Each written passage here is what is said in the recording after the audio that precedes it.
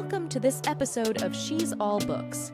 Come and hang out for book reviews, bookish content, and nostalgic vibes.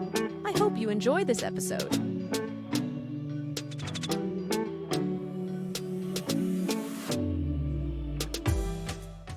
Have author Haley Warren joining me. I'm so excited for today's episode. Thank you so much, Haley, for joining me, and welcome to She's All Books. Thank you so much for having me. I'm so excited. I am going to do my best this episode not to completely fangirl out and make this all about me and my intense love relationship with life in November. But I have narrowed down 8 questions for you. And to set the tone, I have my paper fortune teller so that we can have that nostalgic millennial vibe to this. I do have a question for you before we start. Okay. Did you call this a paper fortune teller or did you call this a cootie catcher? I have heard both in my childhood. I called it a fortune teller, but I have heard people say both. Okay, so I called it a paper fortune teller too, and I was corrected not long ago, and someone was like, that's a cootie catcher, and I'm like, wait, I kind of do remember hearing it being called that. So I've been polling all of the authors, and I am starting to think it's regional of like who called it cootie catcher versus paper fortune teller. I don't know. But I feel like probably. I used it more of like to ask yes/no questions too when we were young, when I was younger with my friends. So it was more of like a fortune teller. Like it was like, does so and so like me? And I was like, yes, no. That's exactly what we used it for too. It's like, and you could totally manipulate your answer. Like, yeah, I want to know if so and so likes me, so I'm gonna cheat. Yes, I'm gonna cheat and count it out in my head. But for this purpose, we're going to use it to guide the questions. So if you're watching this episode and you've never heard of what we're talking about, this is just a paper origami thing. And on the outside, we have 4 different colors. It's kind of hard to see, but I'll repeat them multiple times. You'll get sick of hearing me spell them. And then on the inside, we have 8 numbers that correspond with questions that I have for Haley.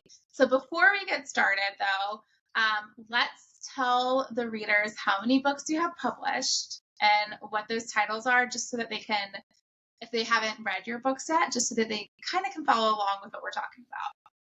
Yeah, for sure. Okay, so I have actually published 5 books, but there are only 4 available right now because one is getting a little bit of extra love from me. That was my first book I had ever published, Bad Daughter. It will be available again soon. But after that, I had started writing a series actually called Winchester Holdings. The first book is Rich Girl, the second book is Lost Girl, and the third book is Found Girl, which just came out. But in and amongst that of me finishing the series, I wrote Life in November, which don't tell the other ones. That's my favorite. It's so good.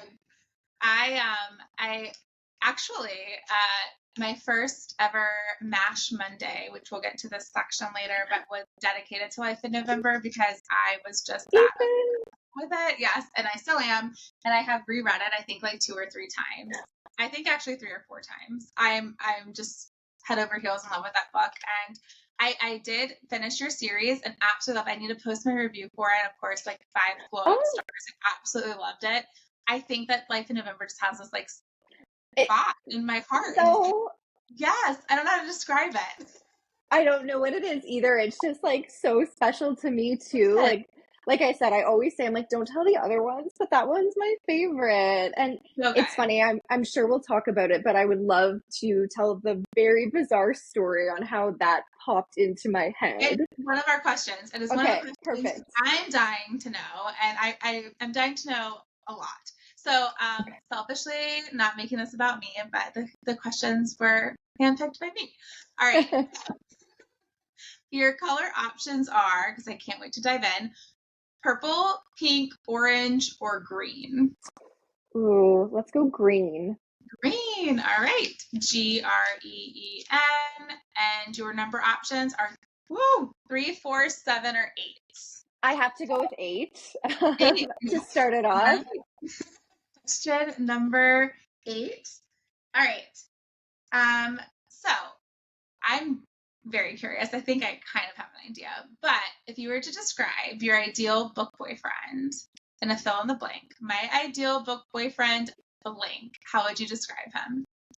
Can I go like any which way? Like, Yeah, and anyway, it doesn't oh, have to exist. It can be whatever you want to say. my ideal book boyfriend is probably a little grumpy, which might not be a surprise to anybody who has read my work. Probably a little grumpy. He probably has tattoos and he's probably only nice to me.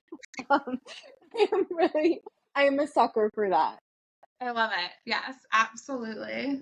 Sounds a little familiar. You're familiar. I wonder who that could be. All right. Same color options: orange, pink, purple, or green. Let's go pink. Pink. All right. P-I-N-K. And these number options are 1, 2, 5, or 6. Okay, let's go with one because I went like right to the end with Yes, eight you did. because it's Ethan's jersey number. I had to. It was too It was serendipitous not to good. start that way. Yeah, exactly. All right. Question number 1. What led you to writing? Like writing books? Oh my gosh. I feel so bad because I have a terrible answer for this question. Every time someone asks me this question, I'm like, wow, I wish I had a more exciting answer. I have literally been writing since I was like a child. My mom has so many embarrassing like poetry journals that when I was like 8, what was I scribbling about? Like what was I so tortured about when I was that age? Nothing. So I wish I had a better reason of being like, what led me to it? But I have honestly written my whole life. I had a very overactive imagination as a child, and I think that probably led into it. But like for as long as I can remember, she has so many old like journals and things that I had like scribbled in. And funnily enough, the elementary school I went to had this really weird program where they partnered with a local publishing house, not to actually publish anybody's work, but every kid got like a hardbound book that they had written, and they produced them. And I remember that as being like such a pivotal thing when I was a kid, because it was like from the time you were in kindergarten until you went into grade 8.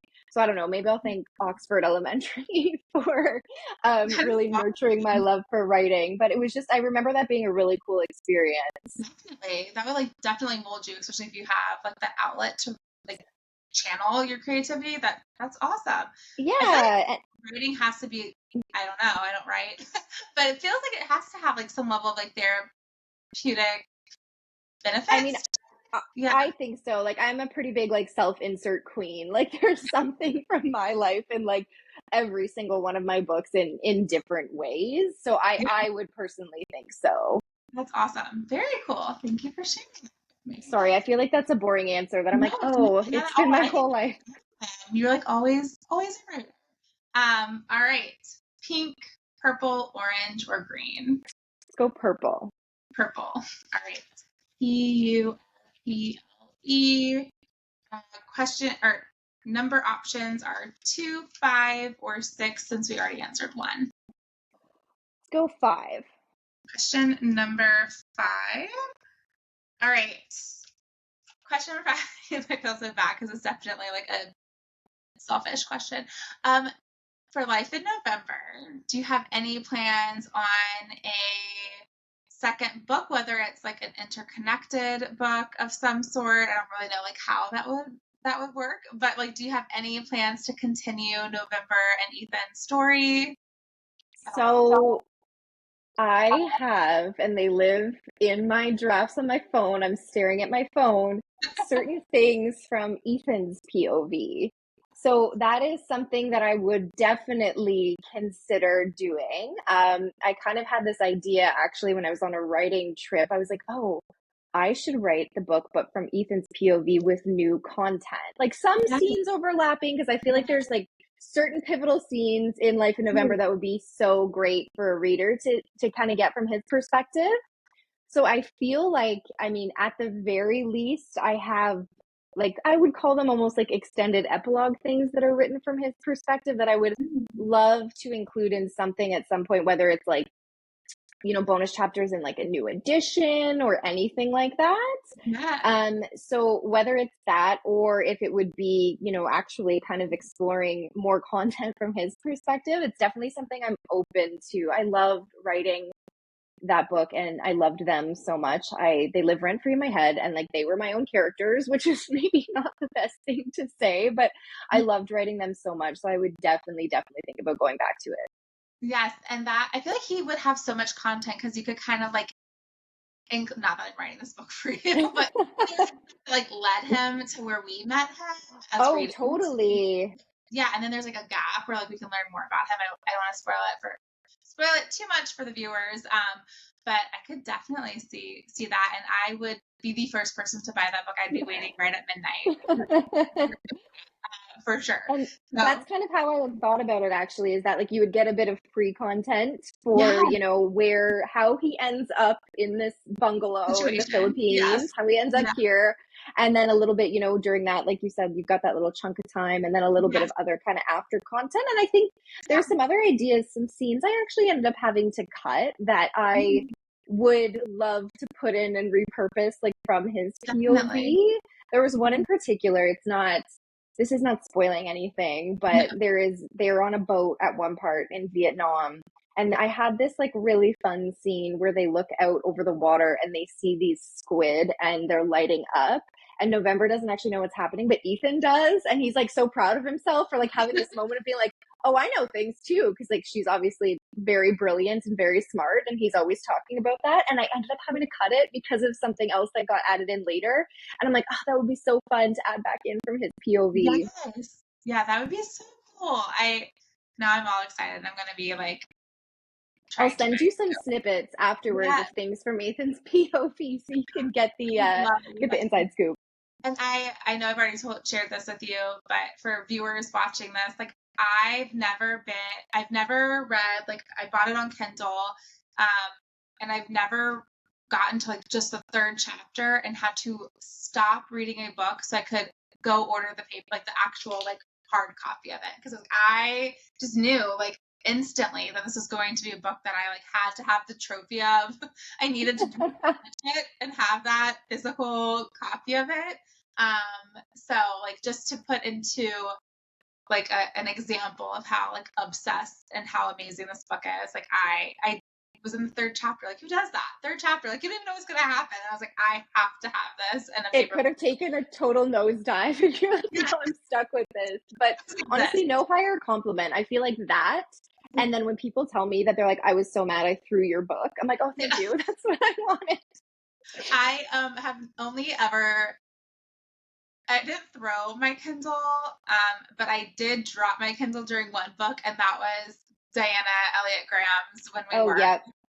There was a part when I was reading it that I audibly gasped, and I just like dropped my Kindle, and I was like, "Oh my god!" And then I actually like looked her up on Instagram, messaged her, and I was like, "Holy crap!" She's like, "What part are you at?" I she have been personally victimized. You'll have to tell me when we're not recording what part it is, because I have yeah, also read When We Were, so I yeah. would like to know. Found your book through a story of hers, like an Instagram. Oh, Yeah, and okay. I That's so found you funny. and a couple other people, and now I'm at the point where anything she posts, I'm just gonna read. That's so So, funny. Okay, well, yeah, we'll have to talk after we stop recording definitely. what part it is. I think I might know, but Well, so two monumental books for me, and Life in November. I mean, to stop and instantly order it was like huge for very me. And I flattering. even like made a reel about it. I was like, "Have you ever just like had to?" Yeah, which I love. I feel like, again, very high compliment, so thank you. So if you're watching this, you better hurry. Okay, before I buy all the copies. Okay, question for orange, purple, pink, or green. um, Wait, I did green and purple, right? Let's do pink. Okay, I guess I could do some of pink. the same ones. Doesn't really Yeah, matter. we're gonna be rotating them in, so you'll hit some of them twice. PINK, and your number options are 2 or 6. Let's go with 6. All right. Question number 6. Okay, okay. What are your favorite tropes to read, and what are your favorite tropes to write? Okay, this is going to be really unpopular, but like, give me mess any day of the week. Like, I love a love Miscommunication. triangle. Yeah, I yeah. miscommunication. I Yes, love a third act same. breakup. Like, I Thank you. love really hot take. I like a Yeah. well constructed cheating trope. Like, Yeah. I like give Sure. me the messiest tropes you can give and the ones that most people probably don't like, and I'll gobble it up. Like, conflict, I love it. And groveling and Oh, yeah, done. no, anything like give me mess, Yes. whether I'm reading it or I'm writing it. Like I love mess. I literally, that's how I describe my books to anybody is like, I'm like, do you like mess? Do you like messy characters? Do you like people who are probably going to make like really bad decisions and do things that you're like, oh, why would you do that? I love that. So like, Yes, that's what I I love know to you did read. that to me. I remember reading Oh, that, but darn, do I love this. Like, I'm so mad at you right now. I'm angry. I like just love it. Like I'm eating it up. And there's so many times where I tell people like my favorite tropes, and it's like miscommunication, accidental pregnancy, cheating. And I'm like listening. They're like, I hate all of those. I'm like, I'm just a walking red flag. I don't know what to tell you. Those are my favorite tropes. no, literally give me mess because I honestly feel like I know like a lot of people read to escape because they're like, I don't want to deal with like the nonsense of humanity. And I'm like, that's totally fair. But I'm like, I love seeing when people make these like really bad decisions on page that are so Yes. close to like a bad decision that someone would make in real life for like a myriad of reasons. So I love it. I love it. I don't want the drama in my personal life, but I want No, all the mess, all of that on the paper. Also, on like page. relatable mess in a sense that like making the characters not these perfect beings and like no wrong, and I want them to feel like real and authentic. And I think that that's why I like some of like these big oopses. That's a very books, yeah, because I'm like, that's okay, a good way to put now it. I can relate to you. You're not perfect, neither am I. I don't think I've written a character that hasn't made like a big oops Yeah. in some way or another, which you know it comes out in different ways because of how different characters are. But like, I love that about it. Like they all kind of I feel like have their like one fatal flaw, and yeah, I really like the big oops. I'm gonna start referring to things as that. The big oops. There were some big oopses in Life in November. So, for the viewers who have not read any of your books yet, can you list just a couple of tropes that are in the Winchester Holdings series and Life in November, just so that they can hear a little bit more about that? Yeah, sure. I'll start with Winchester Holdings. So, I mean, unpopular but love triangle. It's a bit of workplace romance, a bit of second chance, kind of brother's best friend. I mean, found family. Very messy decision making. I guess I will say that without spoiling certain things. Like a lot of people making a lot of very messy decisions. What else? I'm trying to think. Did I say billionaire romance? I can't No, remember if I that's did. one of No, the things I do love about that series is the billionaires, almost like not Gossip Girl, but I've like, heard like Magnolia Parks meets yes, Succession because yes, it's set against like the backdrop of their family company. And one of my favorite things about writing that series is like it's these people making these just like again like very poor choices, like really people who are quite damaged, quite frankly, by many things in their lives. But it's set against this backdrop of like just this very absurd circumstance. Like yes, you know, these people are arguing about their private jet. Meanwhile, they're having this like very human moment of like familial conflict or love or whatever it is. And it just was a very fun series to write for that reason. yes. So I would say those are the tropes there. And then in Life in November, I mean, I know you hear road trip a lot, but like travel partners. So they're both grumpy. One bed, he's only nice to her. What else would be in that one? So I would say like strangers to friends to lovers. I'm not sure it's really a trope to say like women in STEM, but that's something I really like to write about is like women in science. No, And obviously November is a forensic odontologist, which is a yes, very niche job. this is like awesome. I have not read any book that had that as the career of any of the characters in it. Yeah. It was very random. I kind of feel like I picked that out of a hat. It was like, I'm going to make you this. It's incredibly obscure. I feel like that's all. I don't know. Are there any as a reader? Sports trope in there, romance, sports romance, right? Yes. Yeah. Yes. Forced proximity is a good one. Yeah. What else? I don't think, I mean, one other thing I love to write about is in any of my books, somebody is going to get a tattoo for somebody at some point, and it may or may not be a secret. But I do love a little tattoo trope. So Absolutely. And that tattoo reveal was amazing. All right.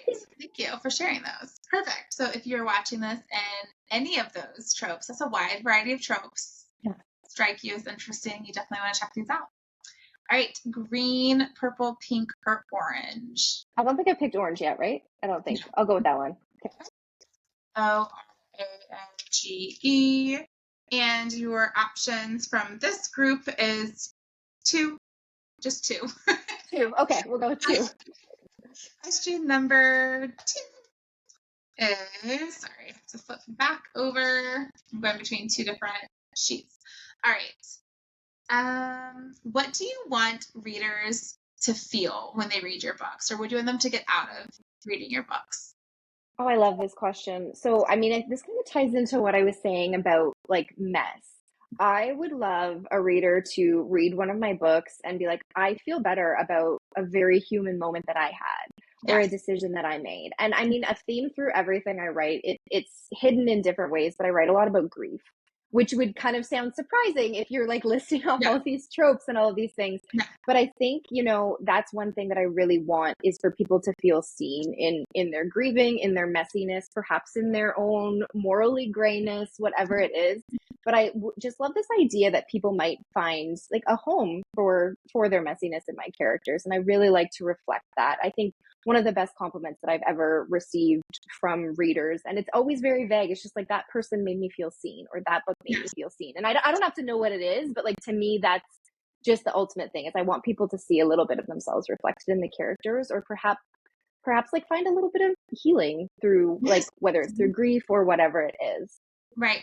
And I think that like the way I would describe the characters in your books are my favorite type of characters, which is like, I like to call them perfectly imperfect. Like these are we're not trying to be perfect here. These are like very much imperfect people. And you know that from the beginning, but it's like perfect how they're like that, because like it is relatable. You do connect with them in some way or multiple ways. And as a reader, for me, like that's what's going to keep me like hooked and like really like leave that impression on me when I can relate to those characters. I love the way you said perfectly imperfect, because there's actually that line to describe someone in Film Girl. And it's funny. I do remember that.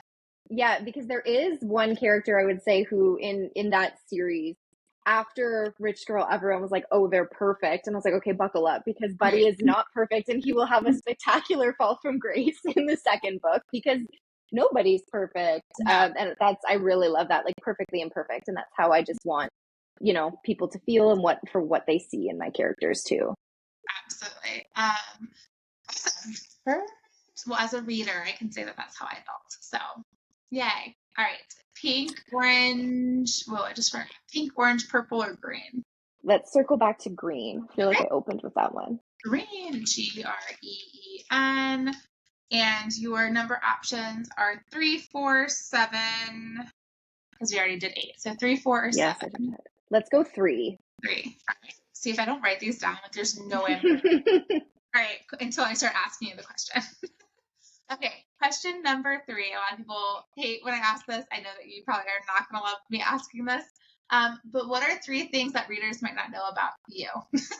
Oh, again, I always feel like I have the lamest answers for this. Okay, so I gave this answer the other night and I was like, wow, that's a bad answer, but I love sharks. Like, I have a shark tooth tattooed on me. I have gone cage diving with a great white shark.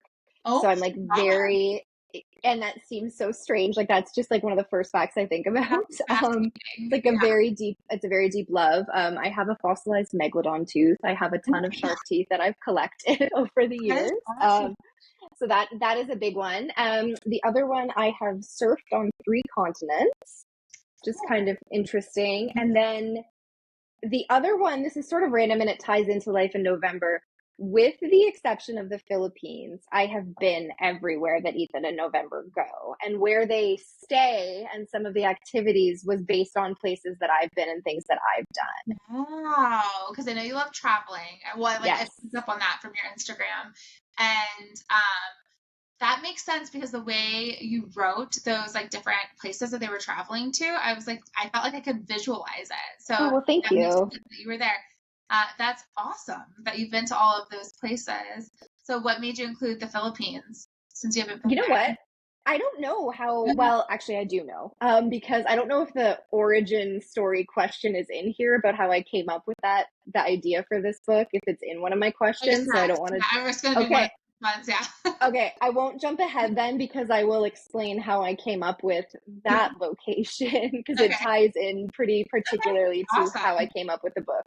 Perfect. Well, one last question before we move on. Yeah. Did you actually do like one of those cooking classes? Wasn't that in Bali? Yeah, I did that with my mom. So my mom and I went to Bali together after she retired. And the cooking class was based off of the one we went to. And actually, funnily enough, she and I are leaving for Thailand on Thursday together. Oh And my God. we're doing another cooking class because she really loves the cooking classes.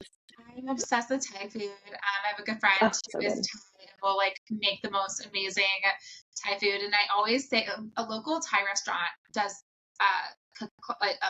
cooking classes, and I'm like, I need to take them because it is my favorite food to eat. You know what? It was so fun when we went and did it. Like, it just was so much fun. Like, you spend the afternoon doing whatever, and then you get to like eat what you made. I don't know. It was really Yes. fun. So that cooking class, yeah, it was based off of, and there was actually this annoying older couple that was also there with us. Like, even in November experience, though not quite to the same extent, but Okay, yes.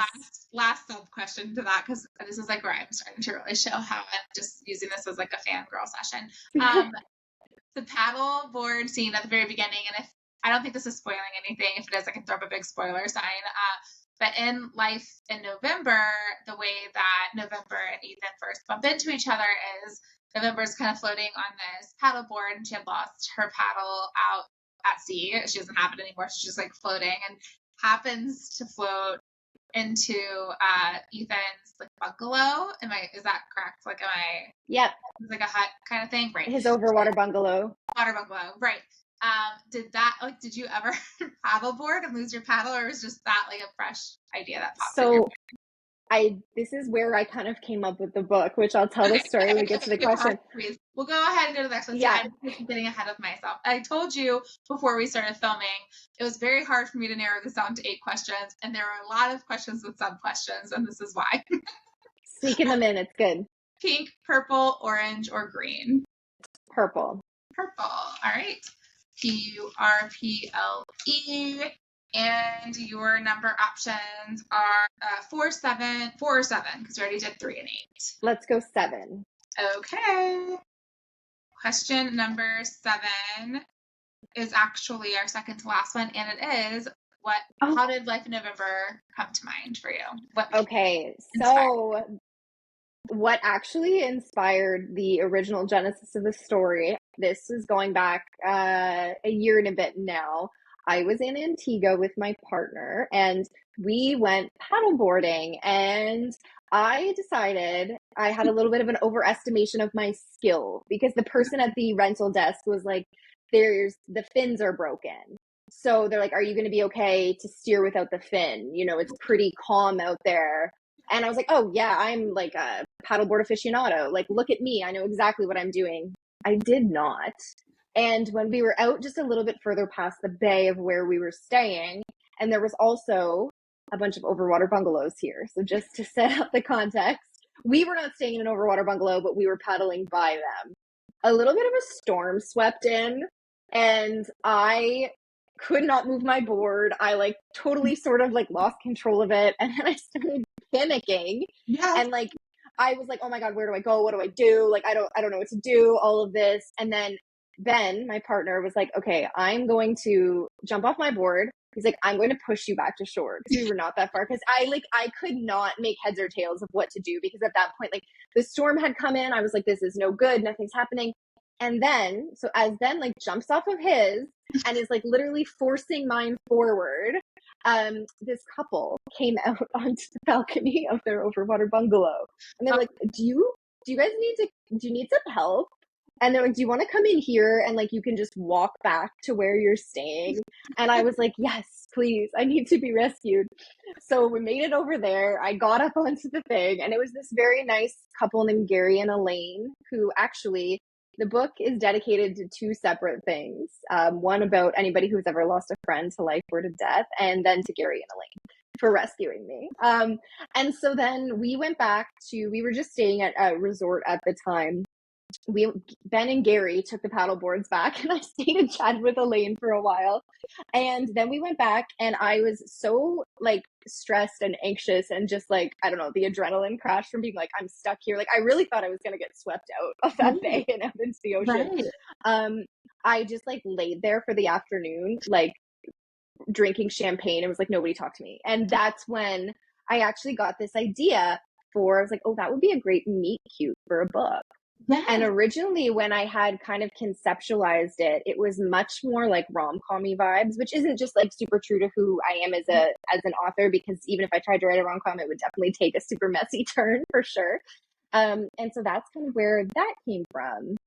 And then it just sort of took shape. And then, I mean, I think just the other idea, the one really big thing I wanted to write about in this book is I think everyone has been through a friendship breakup or a friendship loss, whether again it is to life or to death. And I feel like that's just this thing that's not often explored. And the two things started to sort of intertwine in my head. So that's my long-winded story of how I came up with this book. It is awesome. No wonder it was like written so like, I don't know. I've never been lost at sea on a paddleboard, but it felt very realistic. I mean, I wasn't far, like I was gonna be fine, but I really didn't think I was gonna be fine at the time. It was I was such very stressed out.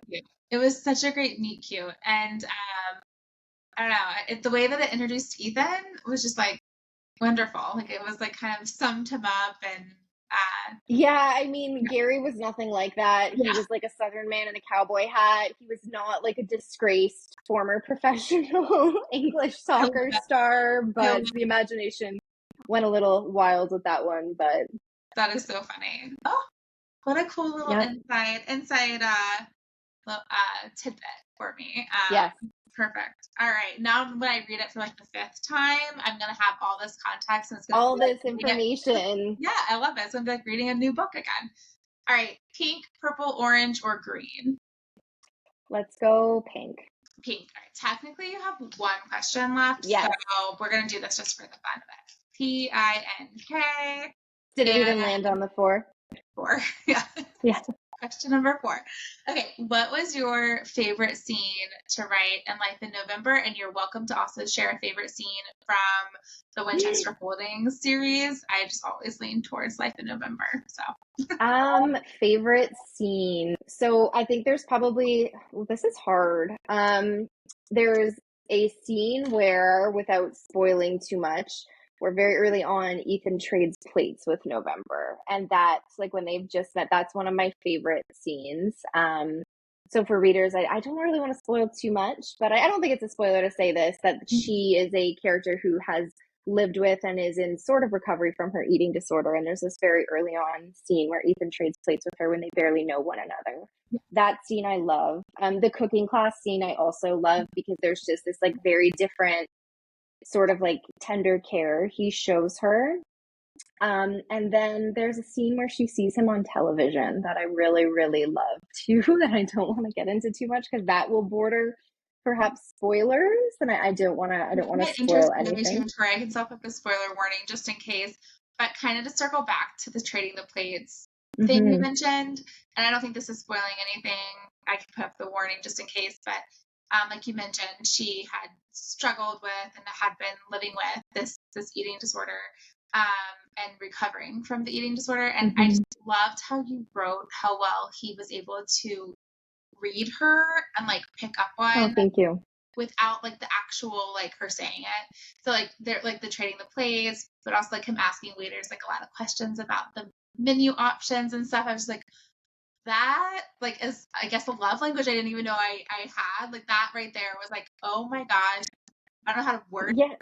And yeah, like it's not quite acts of service, but like, is it acts of service maybe? But it's like, like so it's not a, like yeah. there's enough to like go. I don't know. I'm gonna have to sit on that one and figure out like what, like if somebody asked me like fill in the blank, what's your ideal book boyfriend? I'm like, how do I put that into words? I don't know, but I'm gonna think on it. Yeah. And there's this line later on where, and I feel like they sort of like, he's not a man of many words. Like he's truly not. He truly He's is very grumpy. Like he's yeah.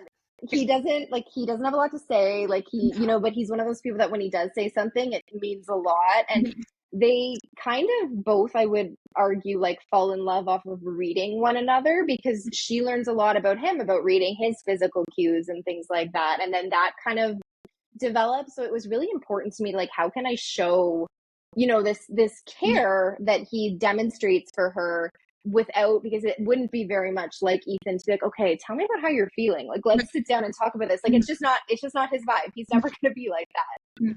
He's just gonna like pick up on her cues and on those, and it was like very swoony for me, Thank you. for sure. I think my favorite scene, and it's not going to give any spoilers away, but I made a TikTok on it not long ago, but when he's carrying her and the lock scene, the way he talks, this again, this right here is just adding to my Ethan love and my love for November, because she was funny. And she was just like peak November. Like she just is, she's such a little like lovable weirdo. Yeah, and like I they love both, it. Yeah, absolutely. I think two of my favorite things about, like, I mean, I guess favorite thing about each of them is like they just, each as characters, they're so unapologetically who they are. Yes. Like neither of them shift at all. Like they just, and their weird kind of edges just sort of like meet together. I feel like I'm thinking of all these other scenes now too. I'm like, oh yeah, I also really liked that I one. can go, like, and actually, like, I like pages 1 through the end. Actually, when I actually, my favorite scene starts on page 1 and ends on page, the one where it says the end. It's so true. It's really so good. Thank you for playing Paper Fortune Teller. That was so happy to. That was very enjoyable for me as a fan of the books, and also I hope that when viewers are watching this, they're rushing to read it, because I would love to talk about it with anyone who reads it. So if you're watching this and you read Life in November, please DM me so we can chat all things Life in November. DMs are always open for things Life in November related. I appreciate that. And it was fun connecting with you after I read it too. So like, oh my gosh, this book was just so. That's one of my favorite things. And if I can give a piece of advice to any readers, like if you're ever wondering like, oh, I don't know if I want to message this person, like it has literally made my day so many times, and been one of my favorite things when someone just like slides into your DMs or takes the time to give you their energy to be like, I really love this. This meant a lot to me. Like, so if you're ever wondering, definitely do it, because it will always be welcome. I can almost guarantee it. Yes. And that is one of the questions I cut, so I could ask selfish questions to you. But that is something that's like so awesome about the Bookstagram community. I always like to ask authors, what is their favorite part of the Bookstagram community? Because as a reader, like when I think back, like there used to be a big divide between like readers and authors, like where you didn't really have that opportunity to connect with them. And social media has given us this option to at least like give it a try. Like I'm at least gonna just like, and if you respond, you respond. If you don't, you don't. But like at least I can attempt to like share my love for the book and my, reactions to how great it is. Like I have never once ever posted like a negative review or reached out and done anything negative. I'm just not gonna, probably to be honest, finish a book that I don't enjoy. Yeah. I just am not. I'm going to move on to a book that I like. So I just like love reaching out to authors, and if I sit in their DMs and they never see it, that's fine. But connecting and just being able to like share that love with authors is so rewarding as a reader. So it's good to hear that is something that is rewarding. Totally. 100%. That's one of my favorite things, like, is the connections you can make. And like, it is just like, I can't even describe, like, there's been days writing Found Girl was really, really hard for a myriad of reasons. But like what made that process better is like during that time, just very randomly, readers like you or other people were like, hey, I just read this book and I really loved it. And it just was like very buoyant. And it was like, oh, this just, it really like reminds you why you do it, like quite frankly. And so my DMs are always open too. Awesome. Good. That's great to hear. I feel like I always tell authors, like, I know it probably took you a very long time to write this book, or longer than it took me to read this book, but I promise you, I'm reading your book more than one time. And it's a lot longer than it took me to read it, because I do like devour them. Like if like November, I think that whole weekend I didn't do anything but read that book. I was like, I'm not momming this weekend. Like it's a rainy weekend, you guys. Here's tablets. Like I just was like, I had to read this book. So I devoured it and read through it like in 2 days. But then I reread it, and I do like absorb and like, I don't know, value. I think when you go back and reread too, you get different things from like at different times. But like, I mean, I personally, like, I totally get it, because you say like it takes however long to write a book. And I mean, it's different for every single book, right? And every person has their different process. And then people like literally consume it so quickly. But I personally think that's like a very big compliment. Like, please, yes, like read it as quickly as you feel like you need to read it. Like, I love nothing more too than like when someone's like, no, I just had to binge the whole thing. Like, I feel like that's such a high compliment. And I mean, like you said, people, like, you go back, and if you're a rereader, you're going to get something different Yes. from it every single time you go back. And now when I read it again, I'm going to get a whole slew of new things. Yes. Talking with you about it. All right, perfect. So now we're at the part of the show where I have 3 options for a fun, nostalgic millennial game. Ooh, okay. You get to choose one of them, and they'll all have a bookish twist to them. So your options are, and I always get tongue-tied on this, MASH, Truth or Dare, or Never Have I Ever. And that's the first time I didn't get tongue-tied. Ooh. Go me. Oh my gosh. What do I pick? Twist, so don't be Okay. yeah. Okay, let's go with Never Have I Ever. Okay, awesome. So Never Have I Ever is actually I really enjoy it. It's been getting chosen a lot lately. So the way I do it, and you can tell me if you play it differently, because I'll be very honest, the majority of the times I played this game has been in college when I was doing other things. Also the same. Yeah.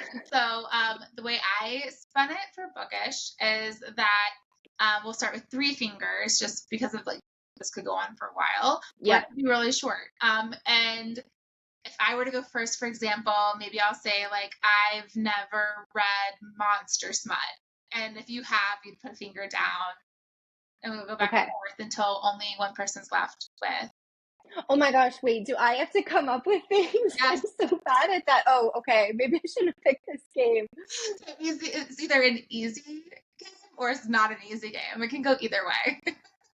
Okay. Oh my gosh, I think I made an error in judgment because I'm not very creative on the spot like that. For each of them before I force you to choose one, but it adds to the surprise. Okay, well, here we go. Okay, I will do my best to come up with some good bookish Never Have I Evers. Well, we haven't really talked about, like, other things than your books. This will make it very interesting.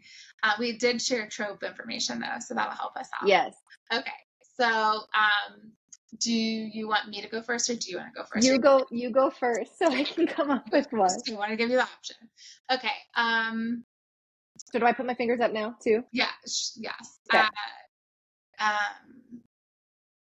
I feel like I need to, like, change this to, like, 5 fingers, because ever since the new Taylor Swift album, when she's talking about Scal's honor, I'm like, oh I yeah, can't do this game anymore. Okay, so I will say never. I'm gonna just do a cheap shot. Never have I ever written a book. Okay. So then mine goes down. Okay. Oh wow, I feel like I put up weird fingers. So wait, I've got to come up with one. Yes. I'm not good at this, which is funny for someone who's like, yeah, I've written 5 books. To be like, oh, I'm not very creative. You are creative, just maybe not this type of creative, and I am not either. Hence the cheap shot I did. I should have picked a different game. Okay, never have I ever been to a bookish convention. I feel like that's not a good one either, but I've never been to one. There we go. I did the weird fingers too. Okay, so I did recently go to Readers Take Denver. I think I'm gonna stick with, like, maybe meet and greets moving forward. It was fun. I had a blast with all the stuff that feel online about it. I still managed to have a really good time. But I think that for me, and I got to meet, like, a lot of authors who, like, I love, and kind of, like, led me to get to this spot of book loving. But, like, I think my ideal situation would be, like, if a author was, like, signing at a bookshop and, like, to go. I think that that's more my vibe. It was exhausting. Okay. Oh, I can imagine. Yeah. Never have I ever read a vampire romance book. Oh, yeah, I definitely I feel like that's an easy one to get people down, because I've never read, like, Twilight or anything. Really? I feel like I needed to read vampire. I'm not against it. I just haven't. I wonder what the experience of reading Twilight would be like now. Like, because I feel like, for the first time, because I feel like if you read it as a teenager, like, you go back and reread it, hold the nostalgia for you and everything, right? So maybe I'll have to do it and just see if I can finish it. Okay, what's another? I'm, like, looking at my bookshelf as if that's going to hold answers for me. I'm reaching really deep. I'm like, she's probably read vampire. I don't know. I was gonna say something about paranormal, but I feel like that's, like, very similar. Yeah. I'm blanking. So bad. now can I steal your example question and say never have I ever read, but wait, if I've done it, I still put my own finger down, right? But then I lose. Yeah. I was gonna say never have I ever read Monster Smut, and then I would have my fingers Read left. it. I've not read it, but I Oh, see some really funny like covers. No, I say funny, they're not intentionally funny, but I see the covers and I'm like, really? Is that real? honestly, you know what? I'll give you some recs, like to Do move it. you Yeah. into the monster romance I world. am not like I will read anything. I'm such a mood reader. Like there's nothing Hmm. that I will put my foot down and say like, nope, absolutely not. I just haven't reached all of the different tropes yet. So I'm the same. Like I'm very much a mood reader. I will read anything about anything. It just has to like hit my mood. exactly. So Yeah. And yeah. I need a rec. So like I will go off of anyone's rec. And if not, like I'll fall down like the deep, dark Goodreads tunnel and end up somewhere. I'm very easy to please with that type of thing as well. Like if somebody tells me that has like a similar taste to me that they enjoyed it, I'm like, oh yeah, for sure, I'm buying that. I'm downloading it. I'm whatever. Like I'm definitely gonna read that. Yeah, that's how it is now. Like like you when you share out like new people, like new authors, like books that are coming out. I think I read I think I found AJ Fox through you. I don't know. Oh, okay. Anyone who like I see like authors who I'm like, oh my gosh, I'm so obsessed with your books. Like if you share out a book, I'm like, I'll read that next. Like I will stop whatever I need to be reading and I will read that book because like I feel like one of the best recommendations I can get. Like Oh, that's how I got totally. through When We Were and all of those different books. So that's my favorite way to get recommendations on books is from like authors and other readers who won't lead Oh yeah. in the wrong I way. feel like when it's someone you know, right? Or you're like, okay, so they either wrote or they read something that's like of my kind of same taste. Like I feel like that's so easy too. I'm very easy to please. I'm like, oh, so and so liked it. I'll love it. Great. I'm definitely gonna read it. I already know I'm Yeah. obsessed. Yeah. Yeah. Absolutely. Well, thank you, Haley. I mean, I could take up like the next 10 of your hours and I won't do that to you. So I hope you'll come back on my show Of course. next time, anytime, all the time. You're always welcome. So thank you so much Thank for you. spending this time with me. I appreciate it. Thanks for entertaining me and being a good sport with all of these games. I hope that you got a sense of nostalgia from being on this episode. And I hope that the viewers will run and read all of your books. Do you mind sharing with the viewers where they can connect with you, where they can find your books? And I'll also put the links in the caption. Yeah, totally. And thank you so much for having me. This was so fun. What a great way to spend. I mean, it won't air on a Monday night, but what a great way to spend my Monday night. Yes. So you can find me on Instagram. It's Haley L Writes, and then TikTok is actually Haley Warren Writes. They're not the same, which creates a bit of confusion. And then you can find my books on Kindle Unlimited. Paperbacks are anywhere that paperback books are sold. So Amazon, Barnes and Noble, all that good stuff. And yeah, that's where you'll find me. Awesome. Thank you so much. All right. Thank you for tuning in to this episode of She's All Books. I'll put Haley's information in the captions for you to connect with her, and I'll see you next time. Thank you. Thanks for watching this episode of She's All Books. Make sure you follow me on Instagram at She's All Books. If you're interested in appearing as a guest or partnership opportunities, please check out the links in the caption.